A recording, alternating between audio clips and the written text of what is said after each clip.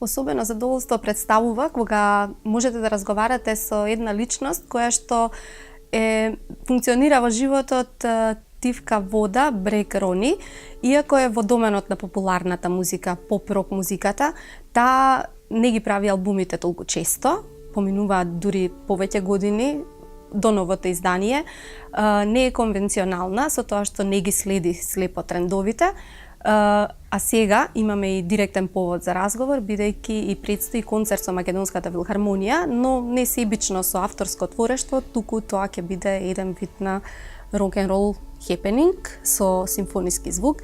Јас ќе посакам добре дојде во Астрорум на Дани Димитровска. Добро те најдов и благодарна за поканата. Патем, ова е најдобрата дефиниција што никогаш имам чуено за себе и својата музика. Фала ти мистото. Има многу хитови, јас билам, можеби временската одсечка е долга, но кога ќе се собере творештвото, тоа не е мал број на песни, не е мал број на хитови, на музички материјал. Она што ги обединува сите е тој рок-н-рол звук во нив, односно во 80-тите години таква била поп музиката, да бидеме разбрани точно.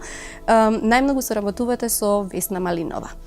Луѓето велат дека е многу тешко во овие услови да се задржи некој континуитет и во соработката во меѓусебниот однос меѓу луѓето и на музички план. Зошто со Весна толку се препознавате сиве овие години? Да, фино прашање. Па со Весна Малинова впрочем ми почна целата кариера. Нашето запознавање беше спонтано во тоа време. Пирока ми каза, не запозна за една песна која ја отпеав на Скопскиот фестивал. Тоа беше 2000 година.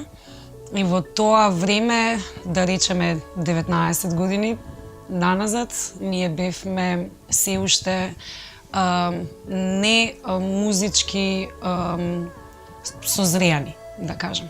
Значи, секој си ја сакаше музиката и твореше индивидуално за себе, меѓутоа се уште се препознававме, се уште се пробувавме да си го најдеме патот и најверојатно се запознавме во вистинското време. Тоа е врзано со една песна, односно со првиот голем хит, да? Па не беше нешто ултра голем, меѓутоа тоа беше моја втора испеана песна во животот. Меѓутоа и прво наградена на Скопскиот фестивал, за таа песна добив награда за интерпретација.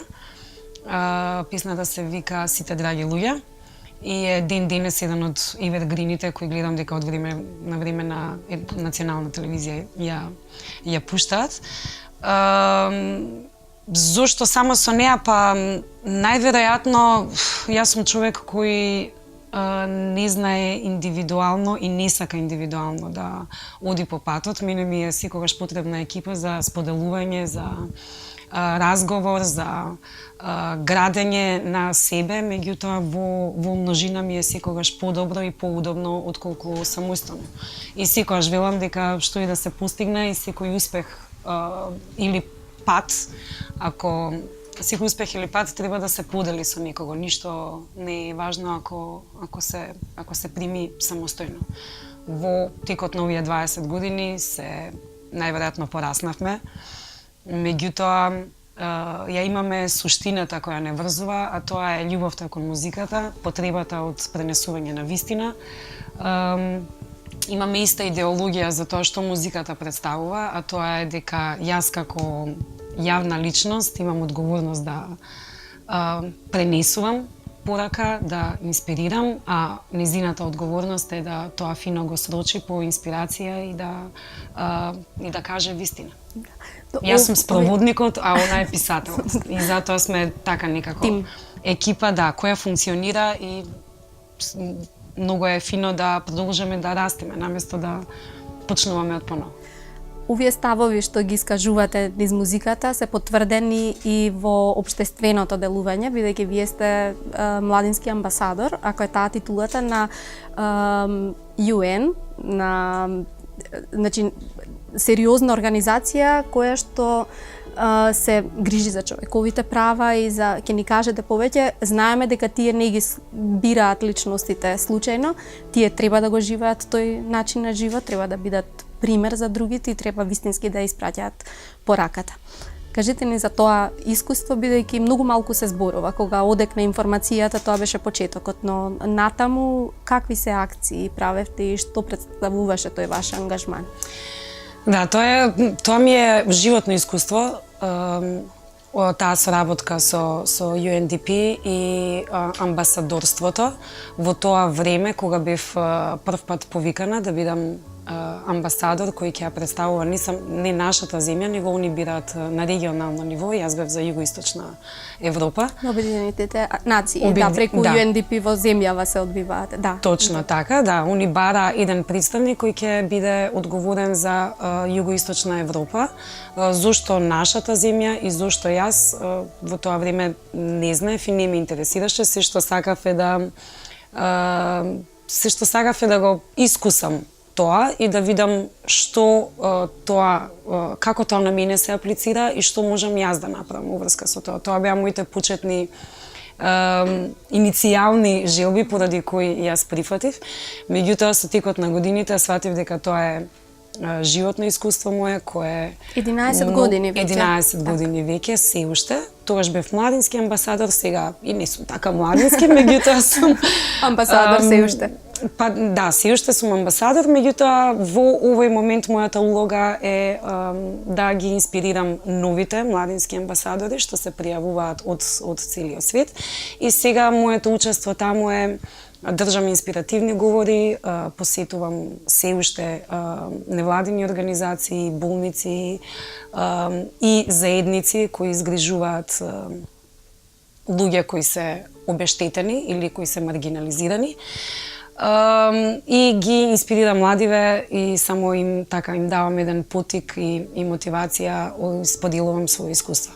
Меѓутоа во текот на овие 11 години научив премногу, видов премногу, сватив дека не за џабе и не случајно, како што кажа ти, UNDP ме одбра токму мене, најверојатно поради нивната висока свест за тоа што јас би можела да направам како потенцијал, како карактер и како музичар. Лично какво ви е чувството? Направивте промени, имавте влијание, конкретни примери во вашата мисија?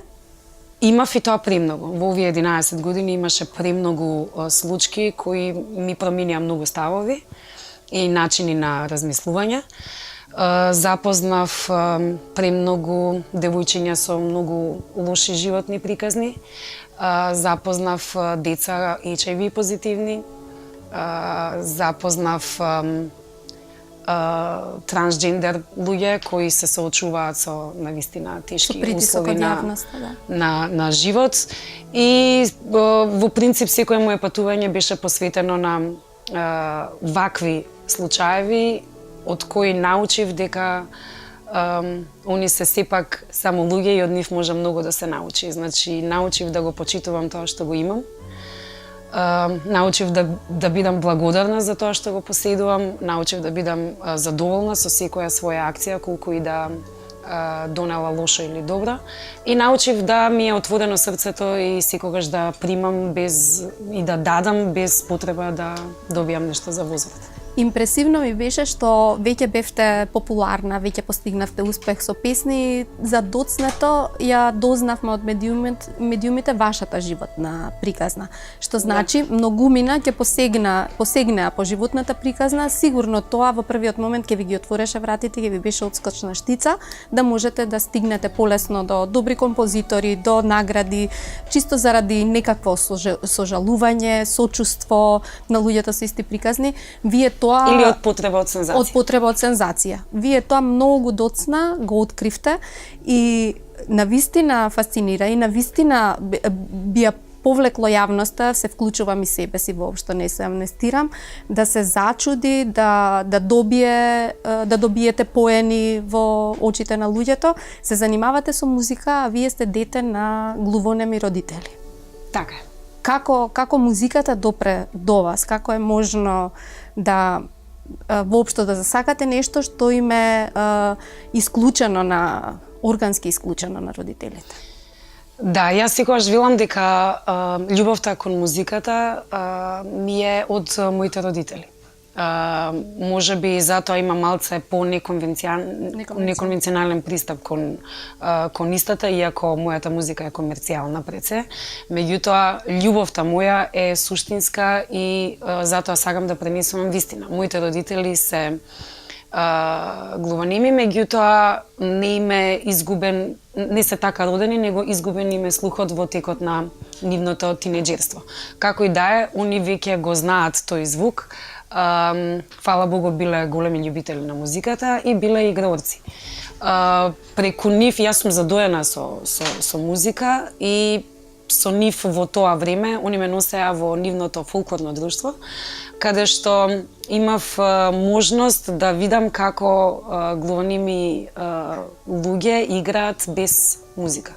Значи, како они го чувствуваат ритамот од тапанот доле со нозете, преку вибрации од подот, а музиката само си ја замислуваат во себе. И тоа ми беше фасцинантно и во секој разговор со моите родители, они ми кажуваат дека музиката не се слуша секогаш со ушите, туку и со срцето.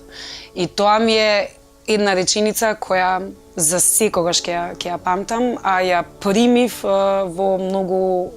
на многу рана возраст од моите родители. Така да, задоена сум со музика, иако се глуви, иако не можам да кажам дека детството ми беше најнормално, како и сите други мои врсници во тоа време.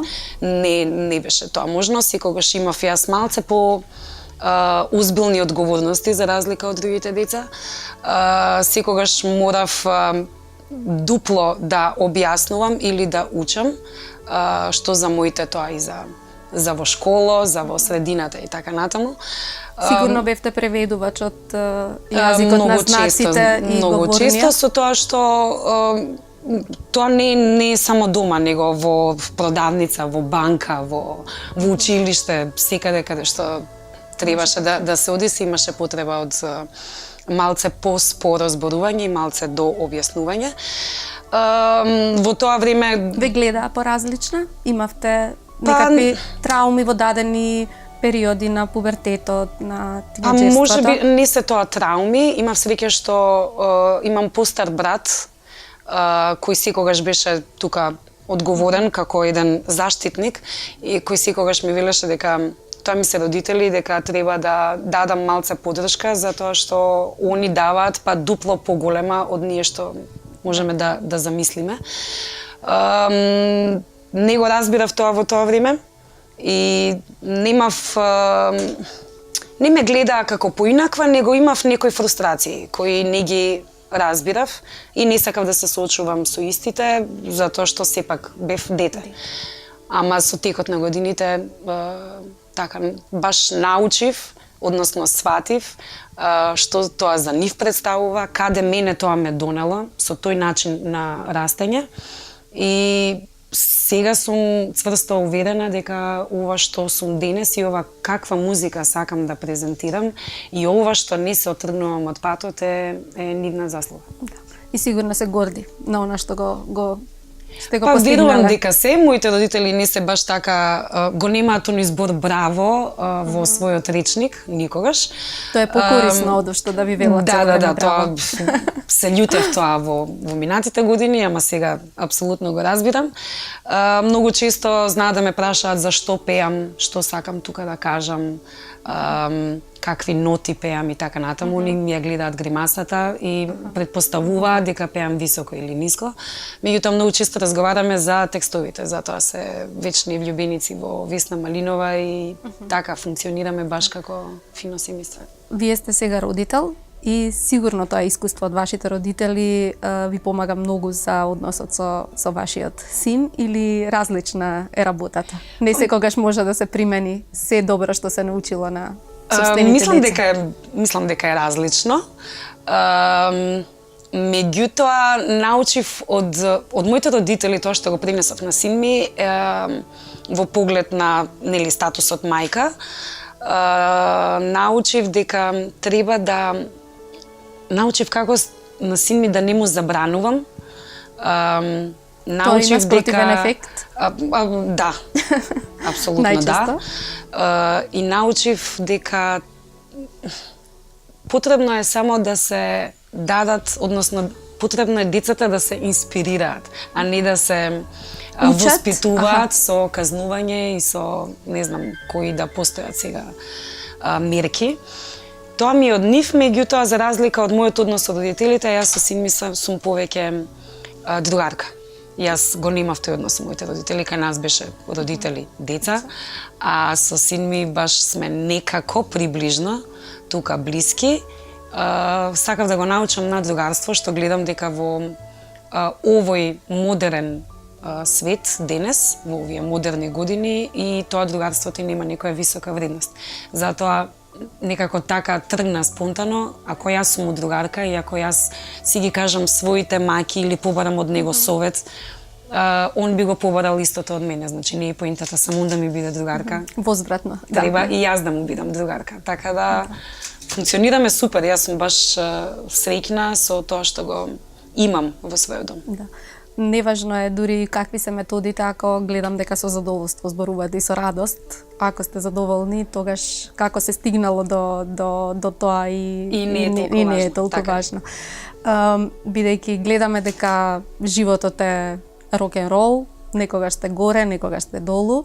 Сега веќе и се докажавте, речиси 2 децении функционирате, си го терате сопствениот терк, не отстапувате, не ве завлегуваат трендовите, иако не сте анахрони, не сте демоде, далеку од тоа, меѓутоа еден генерален правец водите.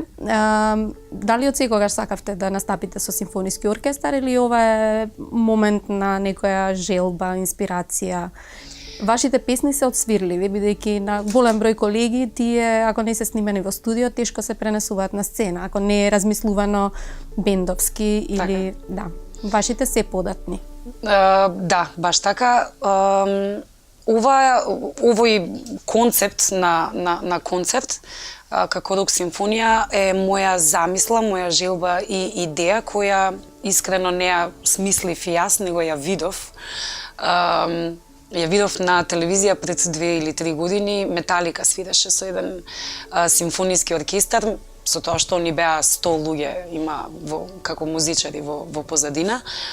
Меѓутоа, тоа што го слушнав, начинот на кој што беа изведени нивните песни, во тоа сплотување со сите оние инструменти позадински кои прават помек звук, ми направи една прекрасна фузија за која во тоа време бев сигурна дека јас можам истото да го направам, меѓутоа све у свое време, не можеше тогаш. Сега си реков дека се има повод, 20 години, иако мислам дека поводот и не е толку битен, него битна е целта. Мојата цел за овој концерт е да конечно се сплотиме и да си раскажеме емоции, ако може во оваа држава да се инспирира на тој начин. Јас сум прва за истото. Не ме интересира views на YouTube, не ме занима колку фолоери имам на Instagram, стварно не ме интересира колку карти ќе се продадат или дали ќе има 5 или 6 или 10 празни седишта. Тоа што ми е најважно е тие што ќе бидат присутни да се сплотиме во едно. Не за џабе. Имам Нема две како песна на последниот албум за која секогаш велам дека нашево постоење е да функционираме во две, ама во суштина сме едно. Ќе биде целосно материјалот со вашите песни оркестрирани за симфониски или ќе има и некои кавери? Сите се мои авторски песни. Ќе биде отпеан на последниот албум Град за љубов, кој е концептуален, со директни пораки, и ќе бидат преаранжирани по старите хитови кои мене ме одбележале како пеач низ годиниве. Ќе се случи и ова, поголем изведувачки апарат, не знам дали може да се случи. Во таа смисла, кои ви се следните планови? Сигурно нема да можете постојано да бидете на оваа линија, ќе се очекуваат и промени, ќе се очекуваат и зашто некогаш била дека е полесно да се стигне до настап со филхармонија, но што потоа, како што е на првиот режисерски успех, што со вториот филм, да кажеме. Така е, да, се согласувам. Имам планови со тоа што треба да излезе една соработка наскоро после концертов. Тоа ќе биде сингл се уште се доработува песната и не ја објавувам поради потребата концертов прво да помине. А потоа, после тој сингл, конкретна годинава, јас би сакала тој тајминг да си го задоволам, односно да си завршам од тие мои поставени временски граници. Сакам да излезе нов албум, сега дали тоа ќе биде како диск, пошто гледам дека тоа и не функционира баш. Да. Немаме DVD плеери веќе. Ма ништо веќе немаме. USB ми е некако не се чувствувам како да ми е Ќе го изгубите. Да, како да не е доволно почитувачки, некако така едно малечко такво USB-нце, некако ми е така, као не е убаво Винил, ова. враќање, повторно. Винилка е секогаш во ровот, јас љубам винилки, сепак сум old school како карактер. Иако си го сакам и модерно во време и пробувам да се уклопам, меѓутоа си држам до своето. Тој новиот албум ќе биде баш фузија и ќе биде баш нешто ново со некој малце подруг саунд, сакам да експериментирам со звукови, меѓутоа ќе си го задржам тоа суштинското што го носам во себе, тоа дефинитивно. Што се очекува од мене не знам, меѓутоа јас знам што сакам да постигнам и тоа ми е победно. Ова е главната линија, да речеме музиката, меѓутоа личноста се храни од многу различни места, од опкружувањето, од она што гледате, читате. Бидејќи разговараме во книжарница, ќе ве прашам што ви е задоволство да читате, дали сакате филмови, можеби и филмувани книги и што друго слушате конечно. Јас си сакам книги. Многу љубам читање, меѓутоа не читам секој ден и не читам за да прочитам книга. Обично книгите ми служат за кога патувам негде во авион, во автобус, каде и да е, тоа ми е одлично поминување на време. Си имам дома една супер своја библиотека. Во принцип во различни периоди читам различни работи, али тоа што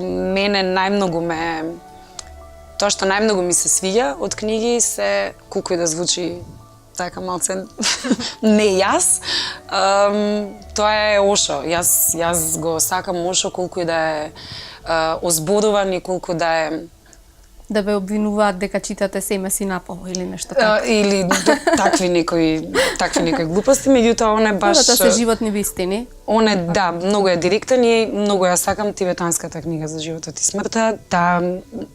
Понекогаш кога паѓам енергетски или кога сакам да се себе инспирирам, ја отварам и секогаш имам чувство дека читам од поново. Значи, тоа такво едно духовно исполнување ми е преку книгите.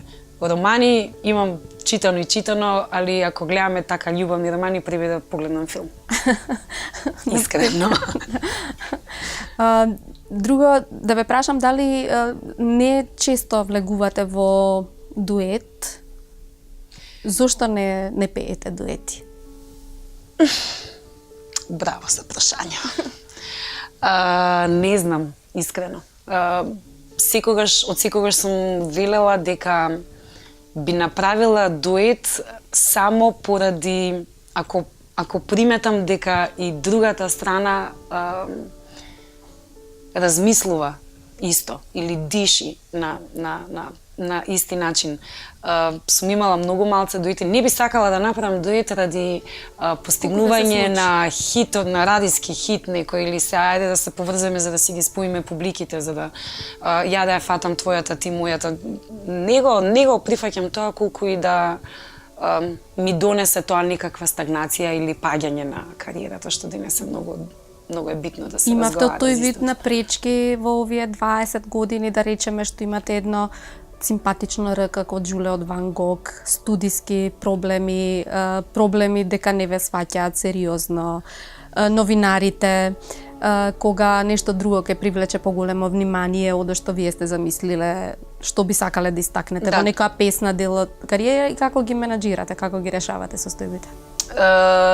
Тоа со РТО беше на почеток на моето излегување на македонскава музичка сцена и само се зборуваше за тоа дека личам на некоја си глумица, дека очите ми биле на не знам некој, дека имам вакво рто ми е како овој или оној. И тоа многу ме нервираше. На почеток ми правеше една тензија. Меѓутоа Весна Малинова тоа време ми збореше: "Океј, не те познаваат. Значи, трпение. Покажи им која си ти и со тек на време се ќе биде окей." Денес такви проблеми апсолутно немам, никакви. Ви пречеше убавината? За дефокусирање од главното нешто? Па имало и такви ситуации, ама одлучив да не ми станува тоа фрустрација, него да си го земам како бенефит. Предност. Да. Така да не знам, ко за инат, баш во сите песни имам премногу употреба на рто и секогаш е забавно и смешно во студија, меѓутоа никогаш не ми се нашло како, не сум го доживеала како некаква пречка, освен ако сакаш да кажам Мики Дудка и јагдарната форма и онда веќе тешко ми оди реално. Ќе ми треба малце воздух. Состојбата со медиумите не е добра. Ве пуштаат, имате забелешки, имате решенија. Нема фестивали веќе како што треба во класична смисла, нема. Да, многу е зизнато тоа што се случува во периодов. Имам чувство дека медиумските личности не си ја зимаат здраво за готово својата работа. Многу често поставувани прашања ми се: "Кај си до сега?" Или "Зошто те снема? Кај си 2-3 години те нема никаде?" Како да тоа зависи од вас? Како да јас сум виновна за истото, не разбирајќи дека јас континуирано работам. Јас во ниеден момент не сум направила пауза, освен тогаш кога го добив својот син и тоа беше година и пол. Значи ја во ниеден момент не сум застанала, во ниеден момент не сум рекла: сега пауза, не сакам да ми има никаде, ќе одмарам и ќе се посветам на нешто друго. Ја континуирано работам, тоа што не ги пуштаат песните доволно, тоа што нема емисии каде што се разговара за музика, тоа што радијата не се баш така пресреќни за пуштање на исклучиво македонска музика, тоа не е до нас. Меѓутоа, исто од друга страна па сум убедена дека за успех потребни се двајца. Не може еден да биде одговорен. Односно вината и на двете места. Така. Буквално така. За мене таму постои голема вина, меѓутоа постои и кај нас. Со ова амбасадорската функција сигурно сте прошетале многу, а и музиката ви има однесено, претпоставам и приватно сакате да патувате. И јас давам вовед за да ви подарам една книга од како благодарност од литература мака и од Арсламина, Анаис од Монмартр, и за да го поддржиме домашното творештво, конечно ова е авторката е Јана Мишо, претпоставувам дека ќе ви се допадне, дека ќе ве ја познавам лично. Да, тоа е книгата на Јана Мишо. Ќе ви ја подарам и ќе ви посакам, зошто да не, ако не збирка поезија или вашите текстови може да најдат место и во вакво нешто како иницијална каписла за нешто што натаму би можеле да го работите, зашто гледам дека уште цврсто стоите на тоа дека рок-н-ролот ме прави среќна и овие ставови дека се тоа што го сакате. Па после концертот со Филхармонија да ви посакам, односно да си посакам некој дует, ама да се најдете, како што гледам на социјалните медиуми, стана вирално дуетот на Леди Гага и Бредли Купер, да. Значи еден дует со вистинска синергија и да се видиме во нека друга можност. Благодарам за разговорот. Дај Боже за све ова што кажа, како викаат од твоја уста во Божи уши, иако мислам дека се зависи од нас. Фала ти на преубавово интервју, пресреќна сум што постојат се уште вакви преубави, инспиративни, новинарски, музички ликови кои мене ми даваат надеж дека еден ден се ќе биде супер. И да биде. Благодарам.